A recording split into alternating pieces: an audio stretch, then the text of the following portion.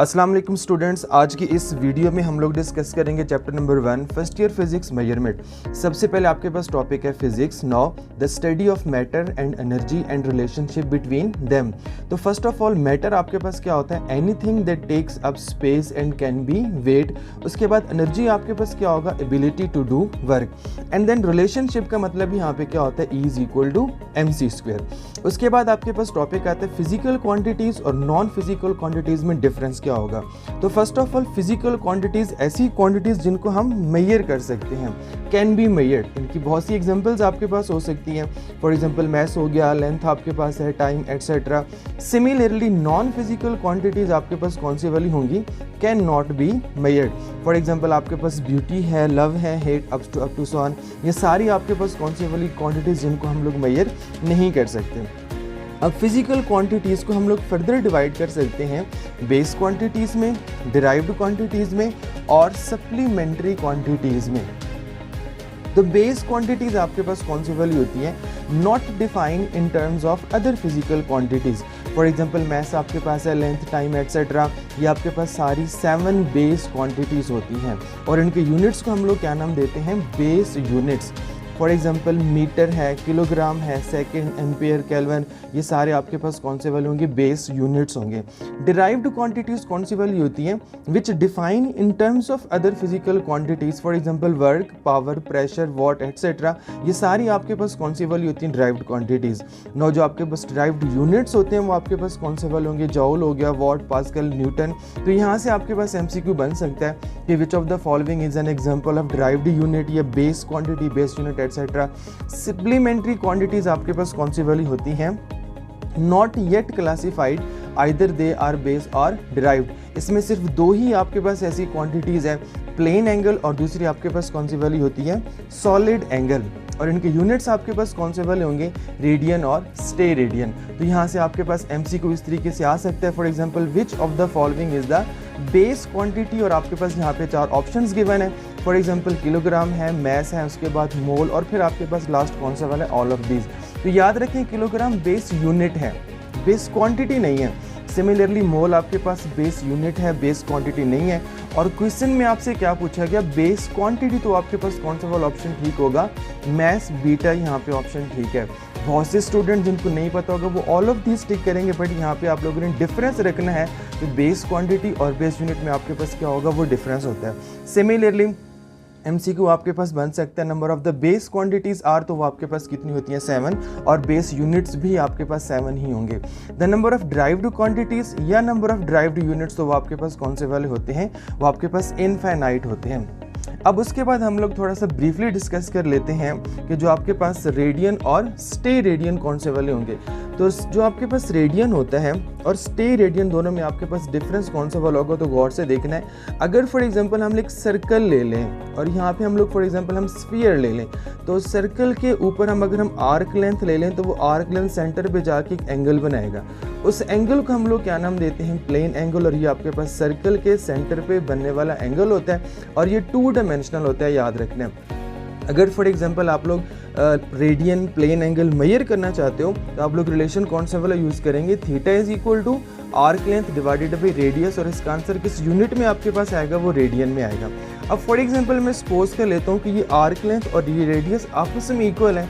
Late S is equal to R, तो याद रखना है फिर थीटा इज इक्वल टू किसके बराबर होगा? 1 रेडियन। बिकॉज आर्क लेंथ और रेडियस अगर इक्वल हो जाएंगे तो आपस में कैंसिल हो जाएंगे। थीटा इज इक्वल टू किसके बराबर आ जाएगा? 1 रेडियन के। अब मैं 1 रेडियन को यहाँ पे डिफाइन कैसे कर सकता हूँ? तो 1 रेडियन क्या होता है? एंगल कहाँ बनता है? सेंटर पे। किसके सेंटर पे? सर्कल के। Angle at the centre of circle. और कौन बना रहा होता है? By an arc. और उस आर्क की लेंथ किसके बराबर होती है? Equal to the radius. तो ये एंगल आपके पास प्लेन एंगल कितना बन जाएगा? यहाँ पे 1 रेडियन। सिमिलरली रेडियन आपके पास ऐसे यूनिट है। इसके अलावा भी बहुत से आपके पास यूनिट्स हो सकते हैं। फॉर एग्जांपल रेवोल्यूशन है, डिग्री है, रेडियन है, तीनों आपके पास प्लेन एंगल की ही यूनिट्स होती हैं। तो तीनों में रिलेशन क्या होगा आप लोगों को पता होना चाहिए। 1 रेवोल्यूशन इज इक्वल टू किसके बराबर होगा? 360 degree, and that is equal to 2 pi radian. यहाँ पे आप लोग पाई की वैल्यू 3.14 मल्टीप्लाई बाई 2 करके रेडियन की वैल्यू इस तरीके से भी फाइंड कर सकते हो। अब यहाँ से एक और MCQ इस तरीके से आ सकता है कि 1 डिग्री में कितने रेडियंस होते हैं। तो 360 डिग्री की जगह मैंने यहाँ पे क्या लिख दिया 1 डिग्री, और 360 दूसरी साइड पे जाके क्या हो जाएगा divide. Now 2 pi divided by आपके पास क्या हो गया 360, ये आपके पास रिजल्ट आ जाएगा 0.017 रेडियन। सिमिलरली मैं ये फाइंड करना चाहता हूँ कि 1 रेडियन में कितने डिग्री होते हैं। तो आप अगेन इसी रिलेशन को गौर से देखें, 2 पाई की जगह आप लोग पुट कर दें 1, तो 2 पाई दूसरी साइड पे जाके डिवाइड हो जाएगा। तो 1 radian is equal to 360 degree divided by क्या हो गया 2 pi, that is equal to 57.3 degree. तो 1 रेडियन इतने डिग्री के बराबर होता है और 1 डिग्री इतने रेडियन के बराबर होगा यहाँ पे। सिमिलरली स्टी रेडियन आपके पास कौन सा वाला एंगल होता है। तो अगर फॉर एग्जांपल आप लोग एक स्फीयर ले लें जस्ट लाइक अ फुटबॉल, आप उसकी सरफेस पे थोड़ा सा एरिया ले लें, तो वो एरिया सेंटर पे जाके एक एंगल बनाएगा। इस एंगल को हम लोग क्या नाम देंगे सॉलिड एंगल, और ये आपके पास 3 डायमेंशनल एंगल होता है। तो एक एरिया की वजह से सेंटर पे बनने वाले स्फीयर के सेंटर पे बनने वाले एंगल को हम लोग क्या नाम देते हैं सॉलिड एंगल। अगर आप लोग ये एंगल कैलकुलेट करना चाहते हो तो रिलेशन आपके पास कौन सा वाला यूज होगा, surface area divided by R का स्क्वायर। अब फॉर एग्जाम्पल एरिया और आर का स्क्वायर आपस में इक्वल हो जाते हैं। एनी केस हम लेट सपोज कर रहे हैं यहाँ पे, तो एरिया और आर का स्क्वायर आपस में कैंसिल हो जाएंगे, तो यहाँ पे क्या आ जाएगा 1, थीटा इज इक्वल टू किसके बराबर हो जाएगा 1 स्टी रेडियन। तो थीटा इज इक्वल टू 1 स्टी रेडियन की कंडीशन आपके पास कौन सी वाली होगी कि area is equal to R का स्क्वायर। नो 1 स्टी रेडियन की डेफिनेशन आपके पास क्या होगी सॉलिड एंगल। स्टी रेडियन है क्या सॉलिड एंगल, कहाँ बनता है eight the centre of sphere, sphere के सेंटर पे एंगल बन रहा होता है। और कौन बनाता है बाई एन एरिया, और वो एरिया किसके बराबर होगा equal to square of the radius. तो ये आपके पास किसकी डेफिनेशन आ गई 1 स्टी रेडियन की। फॉर एग्जांपल आपसे कहा जाता है पूरे स्फीयर में नंबर ऑफ स्टी रेडियन कितने होंगे, तो आप सरफेस एरिया की जगह पूरे स्फीयर का एरिया 4 पाई आर का स्क्वायर पुट कर देते हैं। और यहाँ पे आपके पास क्या हो गया आर का स्क्वायर, आर स्क्वायर से कैंसिल हो गया, किसकी वैल्यू आपके पास आ जाएगी 4 पाई स्टी रेडियन। तो याद रखें स्फीयर में कितने स्टी रेडियन आपके पास होते हैं, वो होते हैं 4 पाई। पाई की वैल्यू पुट कर देंगे 3.14, 4 से मल्टीप्लाई कर देंगे तो आंसर आपके पास कितना हो जाएगा यहाँ पे 13 आंसर आ जाएगा। इसके अलावा आप लोगों को सिस्टम ऑफ यूनिट्स का पता होना चाहिए। एक MKS सिस्टम यहाँ पे होता है, दूसरा CGS सिस्टम होता है, फिर आपके पास कौन सा होता है FPS सिस्टम।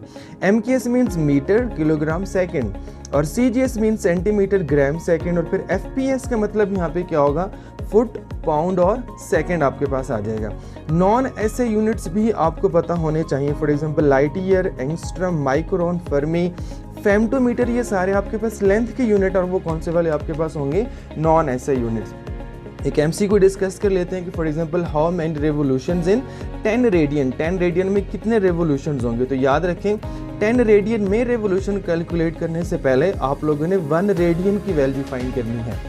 अब अगेन वही मेथड है, ये आपके पास रिलेशन पड़ा हुआ है, आपने 1 रेडियन की वैल्यू फाइंड करनी है।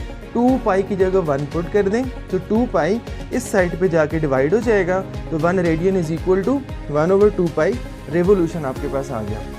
आपने 10 रेडियन को कैलकुलेट करना था, दोनों साइड से किसको मल्टीप्लाई कर दें 10 रेडियन को, तो 10 रेडियन इज इक्वल टू यहाँ सिंप्लीफाई करेंगे तो 5/पाई रेवोल्यूशन आपके पास आ जाएगा। An easy way to learn physics by MS। Thank you.